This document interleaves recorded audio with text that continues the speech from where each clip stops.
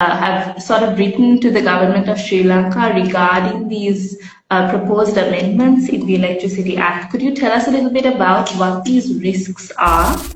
So reforms are very clear. So we want to reform the energy sector by dividing the entire energy sector into four pieces, like the generation, distribution, the transmission, likewise, right? So that is to make that entire organization efficient. So that reform is quite equal to the reform that was brought in 2024 also.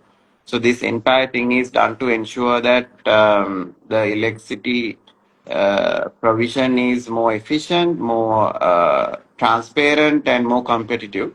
So what is the conflict here is not many people. There's only about 1% of the population who's worried about it, who really believe that energy has to be privatized. So we as a government is not going to allow that to happen.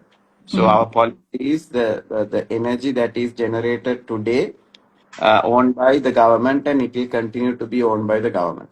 So energy generation will be government owned, and transmission also will be government owned. Distribution will engage private sector, and even for future generation, the private sector has 100% access. And if we are listening to those people who who are not happy with our reform, what will happen is the generation today will get privatized, plus generation in future will get privatized. So the entire portfolio will be private capital.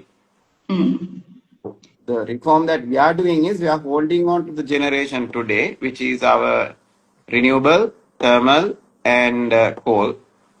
And in future, most of the renewable will be private sector. So the balance will be there, where the government will have a significant hold of the energy generation. Right. The reform we have brought in. So I think there are concerns, but we are going to go through with the reform as proposed.